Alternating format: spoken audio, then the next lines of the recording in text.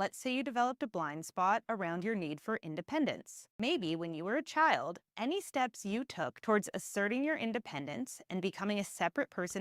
Right. When we deny reality, right, when we develop blind spots, right, it makes us less effective in the world.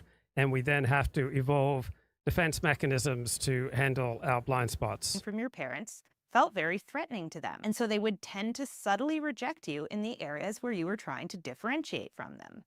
What may have happened as a result of that is your brain learned to naturally repress its own desire for independence.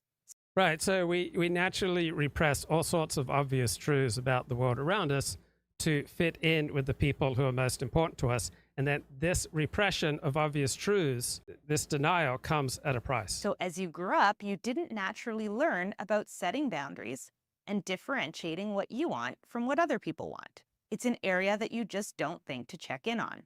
And so what I would qualify as a blind spot is any area of our lives that needs to be attended to in order for us to have reasonably well-functioning mental health, but that doesn't kind of show up when we try to do an audit of what is and isn't working in our lives, because we don't have the conscious awareness that that's an area we need to tend to. Right. So if something isn't working in your country, in your community, in your religion, or in you as an individual, in all likelihood, you're denying truth, right? You've got a blind spot about some obvious part of reality that for whatever reason, you've evolved a complete denial of the nature of reality in some part of life because reality is just too painful. And this denial always comes at an enormous price. It's just too much. Let's get it done and let's move on.